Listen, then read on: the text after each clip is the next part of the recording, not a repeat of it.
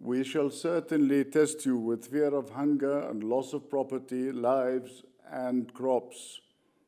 I cite the Holy Quran.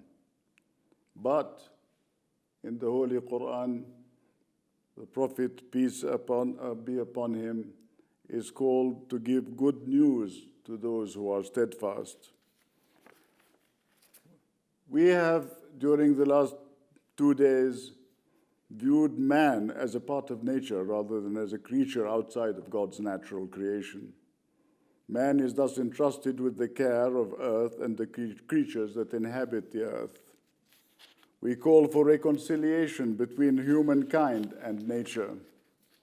The dramatic events in Afghanistan in the last few days remind us, among other things, of the words of Pope Francis, who says, "Indeed, justice requires recognizing and respecting not only the rights of individuals, but also social rights and the rights of peoples."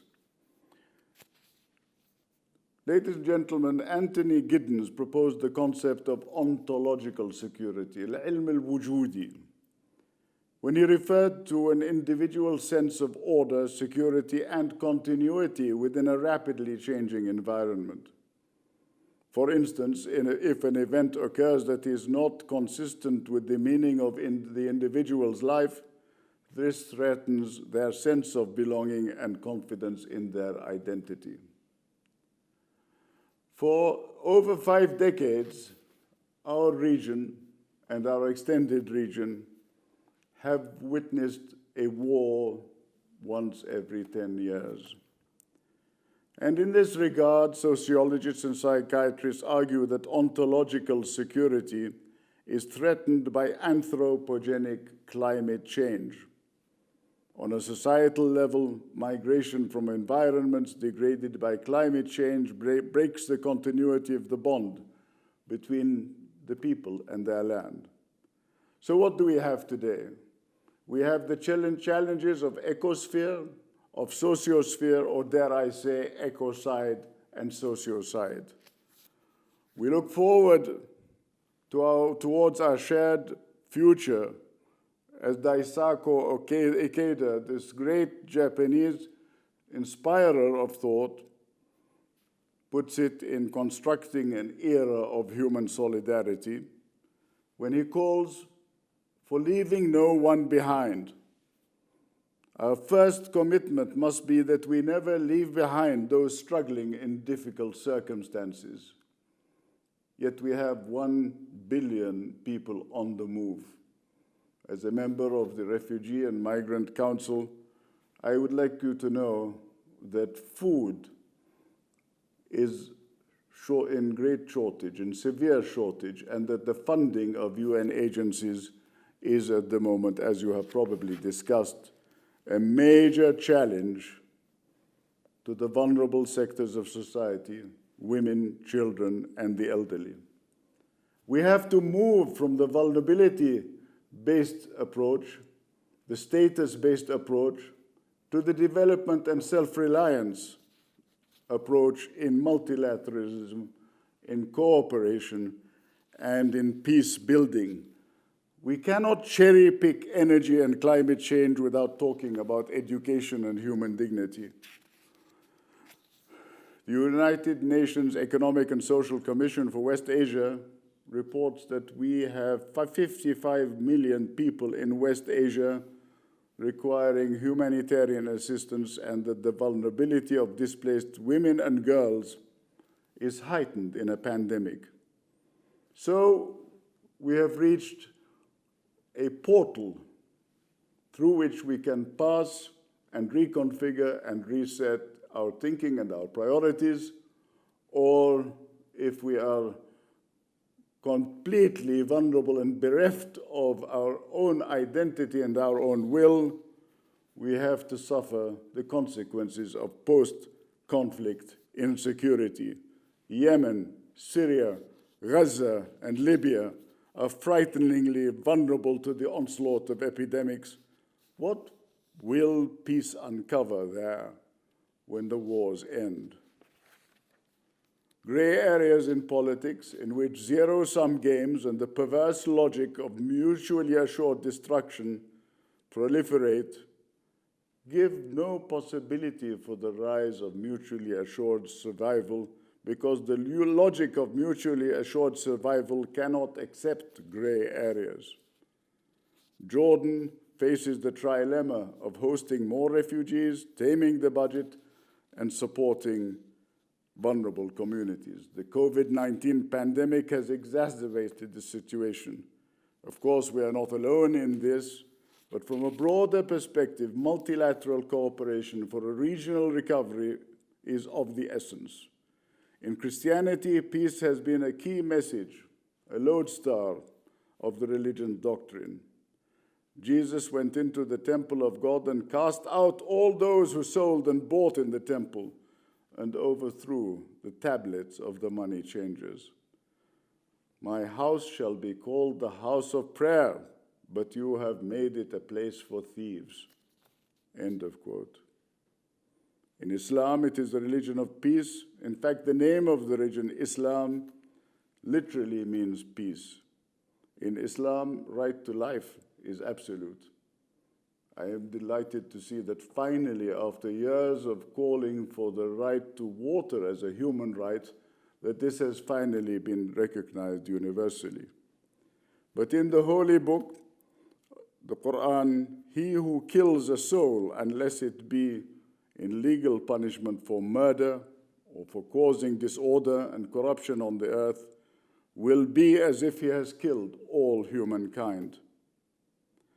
The right to peace and religion in education is recognized in the international human rights law, Article 26 of the Universal Declaration of Human Rights. Article 13 of the International Covenant on Economic, Social, and Cultural Rights of 1966 requires state parties to provide the right of everyone to education, to promote understanding, tolerance, and friendship.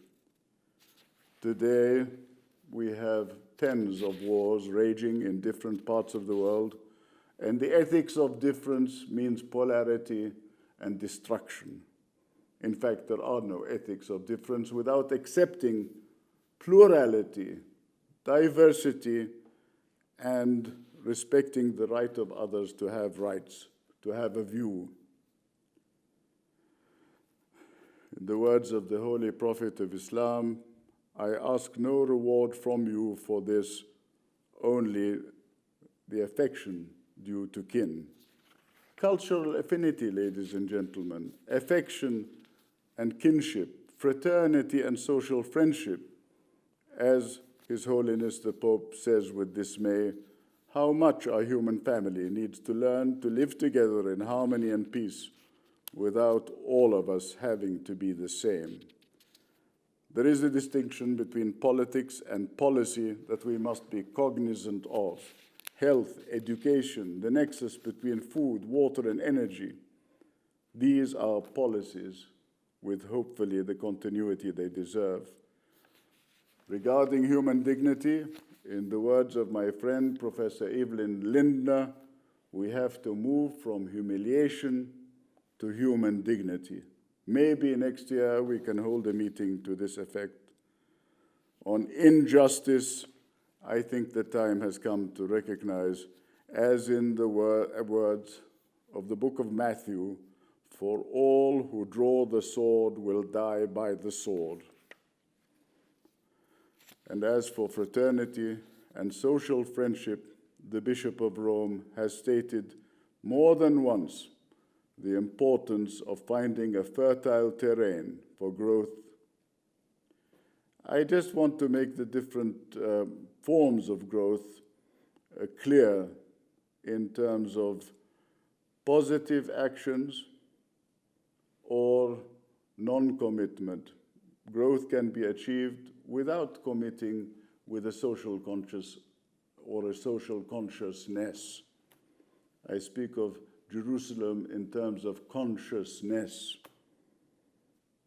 We have to reject injustice, we have to reject poverty, and we have to reject discrimination, which inexorably leads to more conflict and more war. But on the ethics of the difference and the horizons of the diversity that we seek, two parties that diverge find themselves on a plane where the I, or the ego, is central to and identical to the truth, and sits uncomfortably across from the truth.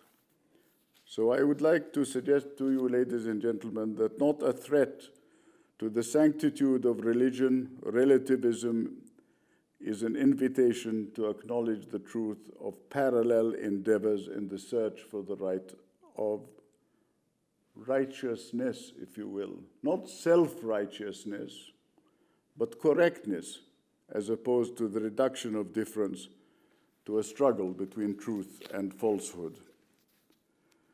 Where hubris and hate converge, they call forth abuse and exclusion, and those who disagree are repressed, excluded, and silenced.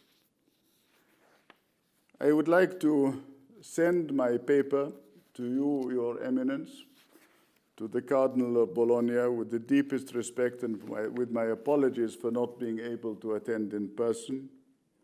And I would like to conclude my remarks by asking, finally, whether Jews, Christians, or Muslims can start with the definition of the real issues, responding to the feelings of exclusion, avoiding ghettoization, developing dialogue within and between faith traditions.